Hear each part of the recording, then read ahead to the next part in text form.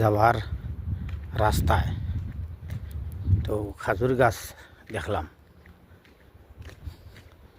আগে থেকে দেখছি যে অত পরিমাণের খাজুর ধরছে যে ভাবতে পারি না, একদম মানে তলে ফড়ের, কেউ খায় না। ওই দেখো নিচে ফড়ের, এই নিখুঁত বহুত খাজুর গাছ আছে, নিচে ফড়ের, কেউ খায় না, দেখছেন?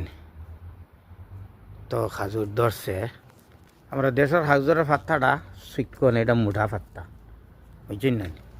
আর ওই নামাজ পড়িয়ে আইব আর খাজুর গাছটা দেখাইলিম তোমাদের।